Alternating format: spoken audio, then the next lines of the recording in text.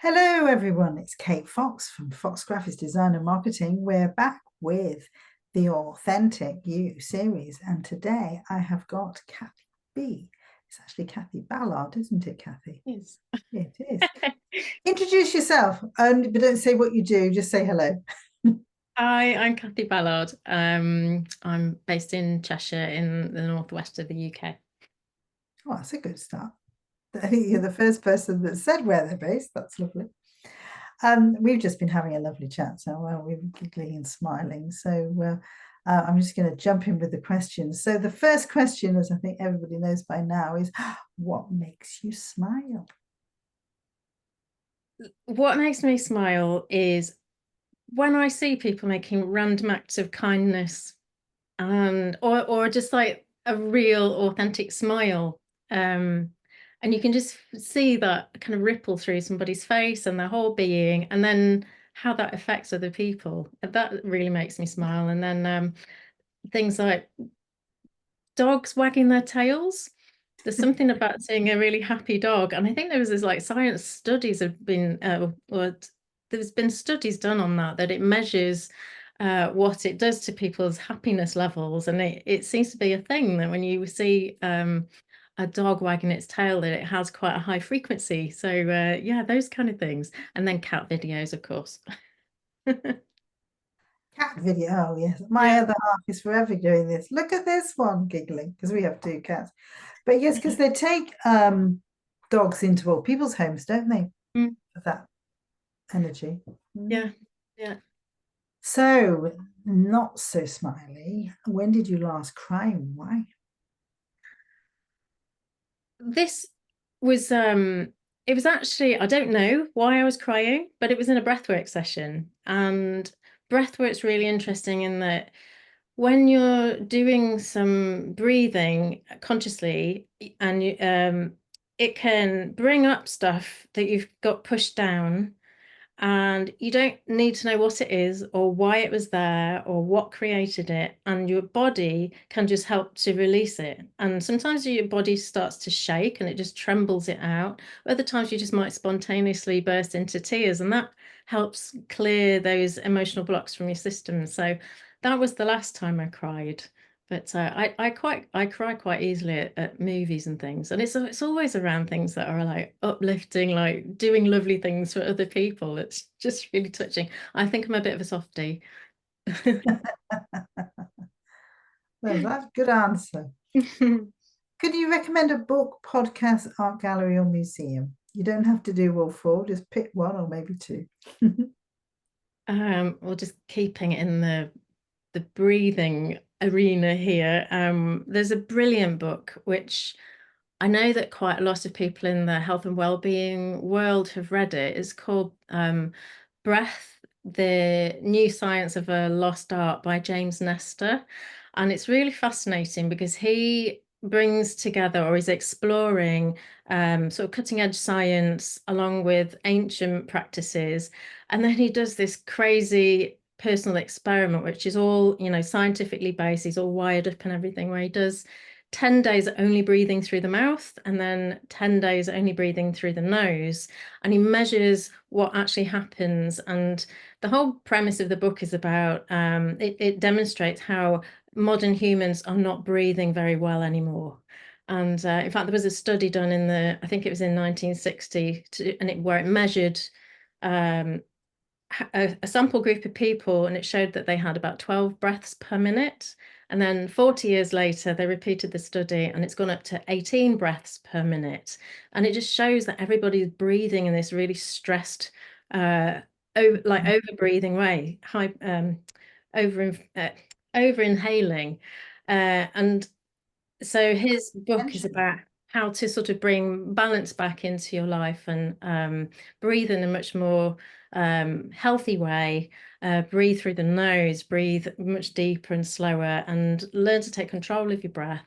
And it's something that's, so easy and accessible to so many of to everybody. You don't need I any. use it to bring my blood pressure down. Do you? I Yes. do. I've It's been doing that kind for of years. stress And relief. also box breathing. So we'll get onto that because we're not supposed to talk about this until number 6. So let's Right. Don't worry about it. So what is the best comment or compliment a client has ever said to you?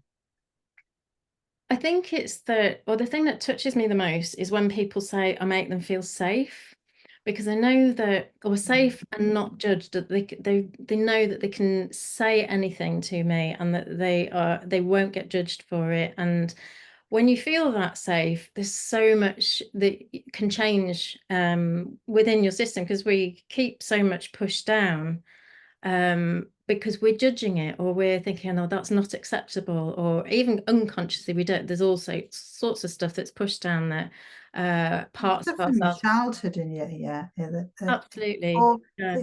layers and layers, isn't there? Yeah. And the parts of us that keep the big stuff down, half the time we're not aware of it. And so when you do feel safe, parts come to the surface that you sometimes never knew were there, or they were from so old, sometimes even pre-verbal. And it allows these things to be seen and kind of brought back into the light, or the light of your awareness, and you see it in a different way.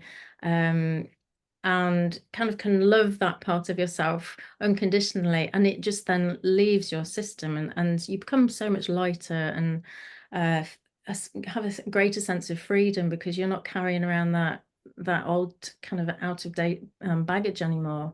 So that is Great believer in yeah, and a lot of people say that to me, that I make them feel safe, which is that. just lovely.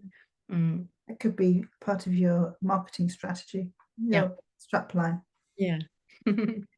Why should your ideal client, customer work with you? I think the answer is because you make them feel safe. Yeah, that's a big part. um, I was thinking about this before we jumped on, actually. One of I think the very first thing that got me on the sort of path that I'm on, I started kind of going down this spiritual path, and I wasn't looking to, but when I did a lot of traveling when I was younger, and the very first thing I did was I went off to Japan to teach English as a foreign language, and I had to do a transit stop in Sri Lanka, and I was terrified. I'd never traveled anywhere internationally on my own. I was absolutely bricking it, and at one point, when I got on the plane from Sri Lanka to Narita, this voice inside me said, "Don't worry, but your backpack didn't make it onto the plane and everything's going to be okay." And I was like, "What?" I was really like, oh my God, no. But it was so calming and it was so reassuring. And it kept kind of saying that to me for the rest of the journey, so that when I got to the baggage carousel, I knew it wasn't going to be there, and it wasn't. And I was like, oh, hurry up so I can go and make my, fill in the forms. And I already had so much stuff to carry, and a 2-day journey ahead of me I was traveling up to Hokkaido. So it was quite a long trip. I wouldn't have managed all of that baggage that I was carrying with me. But I got to where I needed to get to. And a couple of hours after I'd arrived, there was a knock on the door from the couriers with my backpack. And so it had been really easy. I hadn't worried, and I just knew it was going to work out. And when it actually, came to fruition like that, I was like, what was that voice? How do I reconnect with it? It sent me on what's been a lifetime journey, really, of there was something in me that spoke to me, and I realized that I was outside my comfort zone. I was listening to myself. I created space because I was on this flight where I didn't have any other distractions. And I just spent, that's what I do now. From there, I actually used to then buy just lots of one-way tickets and follow that intuition and go where I needed to go around the world. I knew I had to get to Mexico City for something at one point. And I met a spiritual teacher there who then said, will you come and help me build a spiritual center in New Zealand? So I ended up going to do that. So this kind of intuitive work, you need to take the time to listen to yourself, and it gets you in alignment with who you're here to be.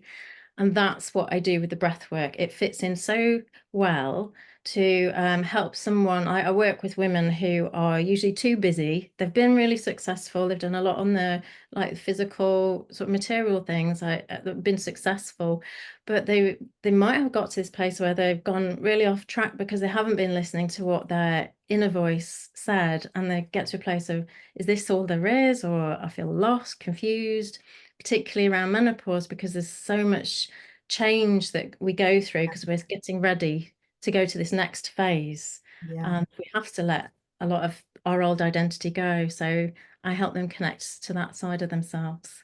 Wow. Yes, the post you did this morning resonates with that as well.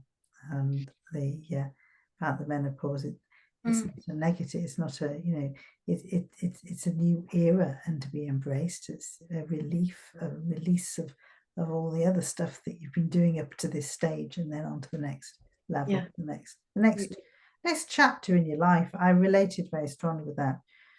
So, well, I think you've answered number 6. So, what is your business? So, what is your business called, and where can people find you? It's called naturalbreathwork.com. And you can find me mostly on LinkedIn these days because I've kind of just like embraced that as a new platform. But I'm also on Facebook and Instagram, although I'm not busy posting there, but you can contact me there. Contact details. Super. And so repeat the website again so people can. Naturalbreathwork.com. Lovely. Well, that's been very, very enlightening. I've got lots of questions, but we haven't got enough time. I'm going to ask you afterwards. So thank you very much, Cathy, for coming today. Thank you, Kate. It's been lovely to hear your answers. And for those of you that don't know me, my name's Kate, and I'm a designer marketing person. And I basically help businesses to get ahead of their competition and triple in turnover and be visible. I haven't said my sentence properly, but never mind. I work with businesses that get to the stage where they need the support to